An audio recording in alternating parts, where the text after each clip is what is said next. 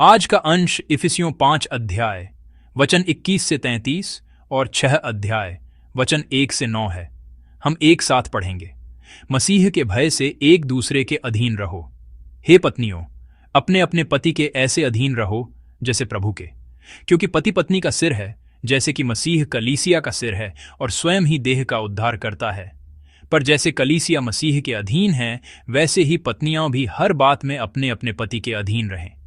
हे पतियों, अपनी अपनी पत्नी से प्रेम रखो, जैसा मसीह ने भी कलीसिया से प्रेम करके अपने आप को उसके लिए दे दिया कि उसको वचन के द्वारा जल के स्नान से शुद्ध करके पवित्र बनाए और उसे एक ऐसी तेजस्वी कलीसिया बनाकर अपने पास खड़ी करे जिसमें न कलंक, न झुर्री, न कोई और ऐसी वस्तु हो, वरन पवित्र और निर्दोष हो। इसी प्रकार उचित है कि पति अपनी अपनी पत्नी से अपनी देह के समान प्रेम रखे। जो अपनी पत्नी से प्रेम रखता है वह अपने आप से प्रेम रखता है, क्योंकि किसी ने कभी अपने शरीर से बैर नहीं रखा, वरन उसका पालन पोषण करता है, जैसा मसीह भी कलीसिया के साथ करता है, इसलिए कि हम उसकी देह के अंग हैं। इस कारण मनुष्य अपने माता पिता को छोड़कर अपनी पत्नी से मिला रहेगा और वे दोनों एक तन होंगे। ये भेद तो बड़ा है, पर मैं यहां मसीह और कलीसिया के विषय में कहता हूं। पर तुम में से हर एक अपनी पत्नी से अपने समान प्रेम रखे और पत्नी भी अपने पति का भय माने। हे बालकों, प्रभु में अपने माता पिता के आज्ञाकारी बनो, क्योंकि यह उचित है। अपनी माता और पिता का आदर कर, यह पहली आज्ञा है, जिसके साथ प्रतिज्ञा भी है कि तेरा भला हो और तू धरती पर बहुत दिन जीवित रहे।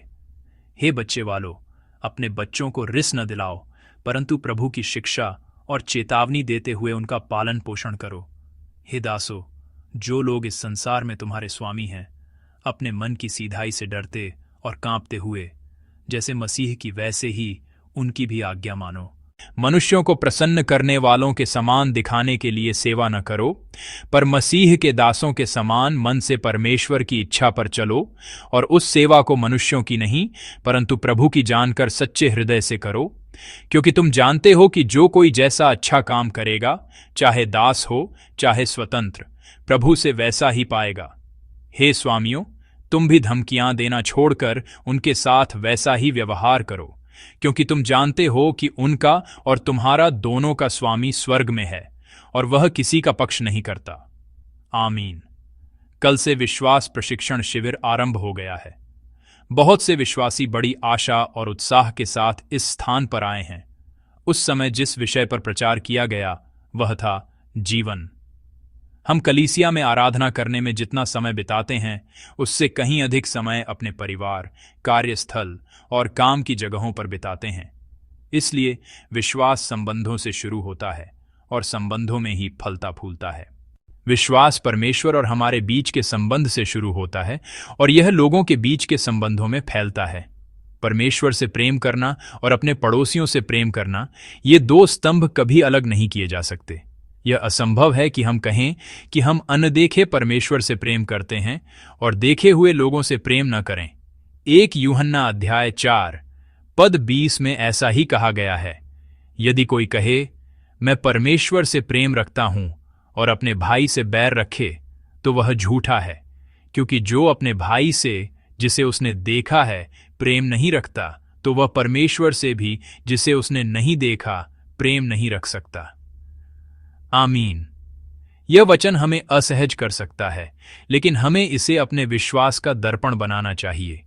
यदि मैं यह जांचना चाहता हूं कि क्या मैं सच में परमेश्वर से प्रेम करता हूं, तो मुझे यह देखना होगा कि मैं अपने आसपास के लोगों के साथ कैसा व्यवहार कर रहा हूं। आज सुबह जब आप जागे तो अपने परिवार के सदस्यों, अपने बच्चों और माता पिता से मिले, और कार्यस्थल पर अनगिनत सहकर्मियों, वरिष्ठों और अधीनस्थों से मिलते समय आपको यह देखना चाहिए कि आप उनसे किस तरह का व्यवहार कर रहे हैं।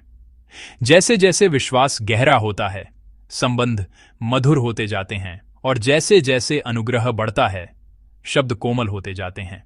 जो व्यक्ति परमेश्वर से मिला है वह अंततः लोगों के साथ मेल मिलाप करना सीखता है। पौलुस ने कल के पाठ इफिसियों अध्याय 5 पद 18 में ऐसा कहा था, पर आत्मा से परिपूर्ण होते जाओ। आमीन। पवित्र आत्मा से परिपूर्ण होने की सलाह देने के तुरंत बाद जो वचन आता है वह आज का हमारा पाठ है। जो पति पत्नी, माता पिता और बच्चों तथा स्वामी और दास के संबंधों अर्थात मानवीय संबंधों के 3 प्रमुख क्षेत्रों पर प्रकाश डालता है। ऐसा क्यों है? हम सोच सकते हैं कि पवित्र आत्मा से परिपूर्ण होना किसी चमत्कारिक दृश्य के समान है या किसी विशेष वरदान का प्रकट होना है। लेकिन आज पौलुस जो कह रहा है वह यह है कि जब हम पवित्र आत्मा से परिपूर्ण होते हैं तो हमारे संबंधों में बदलाव आता है। हम अपने वास्तविक जीवन में सबसे पहले संबंधों में आए बदलाव को महसूस करते हैं। पवित्र आत्मा से परिपूर्ण व्यक्ति बहस के बजाय समझ को, दोष लगाने के बजाय सुनने को और जीतने की कोशिश करने के बजाय साथ मिलकर चलने को चुनता है। फलस्वरूप उनके हृदयों में शांति और संबंधों में प्रेम उमड़ता है। इसलिए आज पौलुस पति पत्नी, माता पिता और बच्चों और कार्यस्थल के संबंधों के बारे में सबसे पहले हमें कुछ बताता है। सबसे पहला पद इफिसियों अध्याय 5 पद 21 का वचन है, मसीह के भय से एक दूसरे के अधीन रहो। आमीन। पति पत्नी के संबंध में मसीह का भय मानते हुए एक दूसरे के अधीन रहो। माता पिता और बच्चों के संबंध में एक दूसरे के अधीन रहो और कार्यस्थल पर वरिष्ठ और कनिष्ठ के संबंधों में भी एक दूसरे के अधीन रहने के लिए कहा गया है। पौलुस कह रहा है कि अधीनता दमन नहीं बल्कि स्वैच्छिक दीनता है। विश्वास का अर्थ है मैं अपने जीवन का स्वामी हूं। इस सोच को त्याग कर परमेश्वर मेरे जीवन का केंद्र है, इस सत्य को स्वीकार करना। स्वयं अपने जीवन का स्वामी बनकर अपने मार्ग पर चलने के बजाय परमेश्वर को स्वामी मानकर उनके मार्ग पर चलना ही विश्वास की यात्रा है। इसलिए हमने इस शब्द अधीनता को लंबे समय तक गलत समझा है। पौलुस की अधीनता हार मानना नहीं है। ये किसी शक्ति, क्षमता या पद के कारण दबकर अधीन होना नहीं, बल्कि प्रेम से उत्पन्न हुई समझ है। इसलिए द मैसेज बाइबल में इस पद का अनुवाद इस प्रकार किया गया है, मसीह का भय मानते हुए एक दूसरे को समझो और समर्थन करो। अधीन रहो को समझो और समर्थन करो में बदलकर समझाया गया है। अधीनता एक दूसरे की स्थिति को समझना है। पति और पत्नी, माता पिता और बच्चे, वरिष्ठ और अधीनस्थ एक दूसरे की स्थिति को समझें और समर्थन करें। यही पौलुस के अनुसार सच्ची अधीनता का अर्थ है। अंग्रेजी में समझने को अंडरस्टैंड कहते हैं।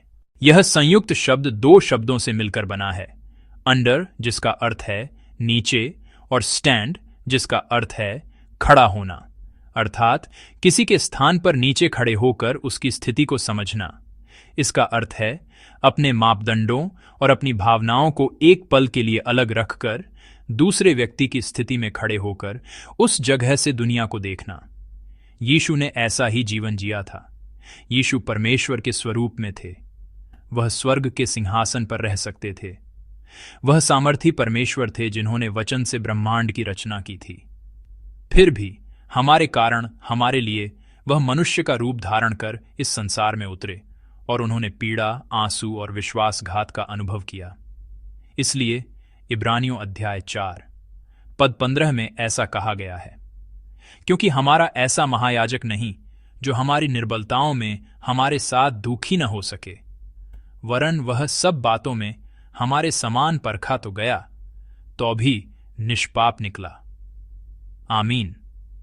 बाइबल लिखती है कि यीशु हमारी पीड़ा को समझते हैं, क्योंकि उन्होंने उस दर्द को महसूस किया, आंसू बहाए और पीड़ा सही। इसलिए वह आत्मविश्वास से कहते हैं, मैं तुम्हें समझने वाला परमेश्वर हूं। वह दूर से दया की दृष्टि से देखने वाले नहीं, बल्कि उस पीड़ा को स्वयं जीने वाले हैं, जिन्हें हम अपना स्वर्गीय पिता मानते हैं। क्योंकि परमेश्वर ने हमें समझा, हम फिर से उठ सकते हैं। क्योंकि परमेश्वर हमारा समर्थन कर रहे हैं, हम धीरे धीरे प्रेम करना सीख सकते हैं। अधीनता यीशु के समान बनने की प्रक्रिया है। जब हम पहले समझने की कोशिश करते हैं तो पवित्र आत्मा उस रिश्ते की रिक्तता को भरना शुरू कर देता है। समझ से संबंधों के द्वार खुलने लगते हैं और समर्थन उस संबंध को बनाए रखने की शक्ति बन जाता है। लेकिन अधीनता एकतरफा नहीं है। पौलुस आज बाइबल में लिखता है, एक दूसरे के अधीन रहो। यह नहीं कि तुम अधीन रहो, बल्कि एक दूसरे की स्थिति को समझो और समर्थन करो। पति पत्नी को प्रेम और सम्मान दे और पत्नी पति का आदर करे। माता पिता बच्चों को गले लगाएं और बच्चे माता पिता का सम्मान करें। पौलुस कहता है कि वरिष्ठ अपने अधीनस्थों का सम्मान करें और अधीनस्थ अपने वरिष्ठों की निष्ठा से सेवा करें। यही एक दूसरे की अधीनता है। अधीनता कमजोरों का गुण नहीं है।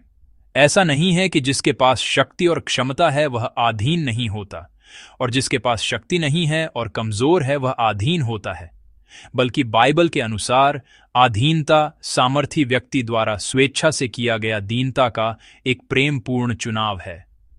पवित्र आत्मा से परिपूर्ण संबंध बल से नहीं टिकते, वे समझ और समर्थन, धैर्य और नम्रता से बनते हैं। इस समय मैं चाहता हूं कि आप क्षण भर के लिए अपने जीवन साथी के बारे में सोचें। कितने लंबे समय से आप एक साथ रह रहे हैं और अब भी उनके लिए आपके मन में कोमलता आती है। हमारे मन में उनके प्रति दया और प्रेम का भाव तो बहुत है, लेकिन हम उसे व्यक्त नहीं कर पाते। आज हमें अपना कंधा दूसरे को देना है। हमें एक दूसरे से कहना है, तुमने बहुत मेहनत की, थोड़ी देर मेरे कंधे पर सिर रखकर आराम कर लो। मैं आराम करना चाहता हूं।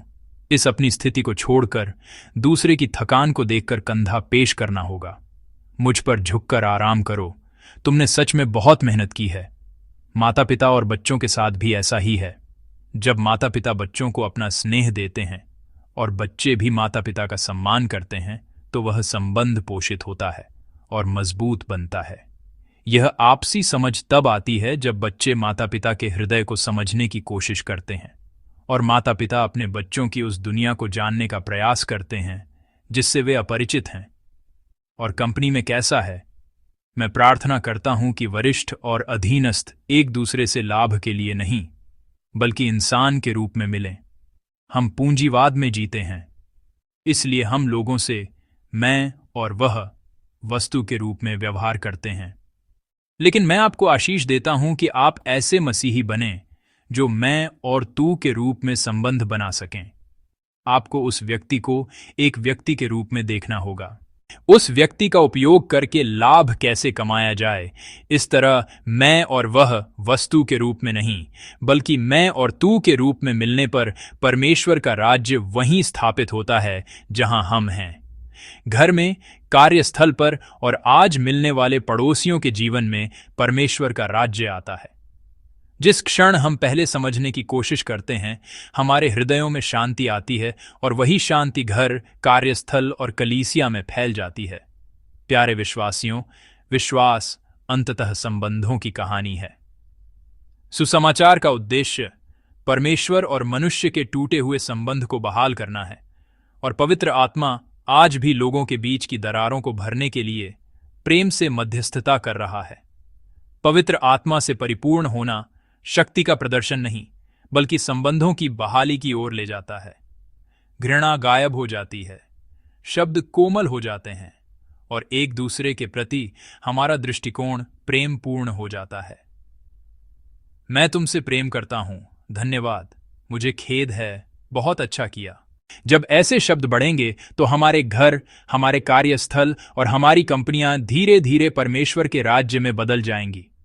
इसलिए आज हमें इस तरह प्रार्थना करनी चाहिए, प्रभु हमें पहले समझने की कृपा दें, प्रभु हमें पहले दीन होने दें, और जहां भी हम हों वहां आपकी शांति आए।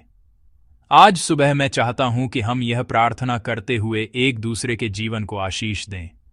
अपने प्रिय जीवन साथी, बच्चों, माता पिता, पड़ोसियों और सहकर्मियों के लिए जिनसे आप आज मिलेंगे, मैं प्रभु के नाम से प्रार्थना करता हूं कि आप एक दूसरे को समझने और सहारा देने वाले बने।